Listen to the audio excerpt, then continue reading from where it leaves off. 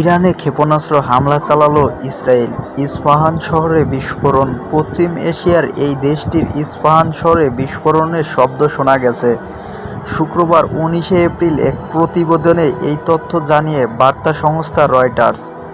এর কয়েকদিন আগেই ইসরায়েলি ভূখণ্ড লক্ষ্য করে হামলা চালায় ইরান। সিরিয়ার রাজধানী দামেস্ক ইরানের কনসুলেট প্রাণঘাতী হামলার প্রতিশোধ নিতে ইরান সরাসরি ইসরায়েলি ভূখণ্ডে এই হামলা চালিয়েছে। ইরানের সেই হামলার জবাবেই ইসরায়েল এই ক্ষেপণাস্ত্র হামলা চালালো বলে মনে করা হচ্ছে।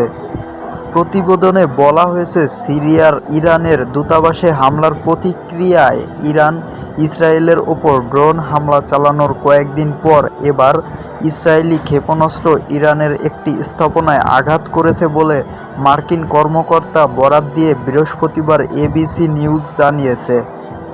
ইরানের ফার্স বার্তা জানিয়েছে, দেশটির ইস্পাহান শহরে একটি বিমানবন্দরের কাছে বিস্ফোরণের শব্দ শোনা গেছে, তবে তাৎক্ষণিকভাবে এর কারণ জানা যায়নি। ইরানের ইউরেনিয়াম সমৃদ্ধকরণ কর্মসূচি কেন্দ্রস্থলে নাতাসহ ইস্পাহান প্রদেশে বেশ কয়েকটি ইরানি পারমাণবিক স্থাপনা অবস্থিত। এদিকে বেশ কয়েকটি ফ্লাইট ইরানের আকাশসীমার ওপর দিয়ে ঘুরিয়ে দেওয়া হয়েছে বলে মার্কিন সংবাদমাধ্যম সিএনএন জানিয়েছেন। সিরিয়ার তেহরানের দূতাবাস প্রাঙ্গণে সন্দেহভাজন ইসরায়েলি হামলার পর গত সপ্তাহান্তরে ইরান প্রথমবারের মতো ইসরায়েলে হামলা চালায় এবং প্রতিশোধমূলক সেই হামলায় শত শত ড্রোন এবং ক্ষেপণাস্ত্র নিক্ষেপ করে ইরানি বাহিনী। যদিও বেশিরভাগ ড্রোন এবং ক্ষেপণাস্ত্র ইসরায়েলি ভূখণ্ডে পৌঁছানোর আগেই ভূপাতিত করা হয়েছিল বলে দাবি করেছে ইসরায়েল। ইরান বৃহস্পতিবার জাতিসংঘের নিরাপত্তা পরিষদকে বলেছে, ইসরায়েলকে আমাদের স্বার্থের বিরুদ্ধে আর কোনো সামরিক দুঃসাহসিকতা বন্ধ করতে বাধ্য করতে হবে।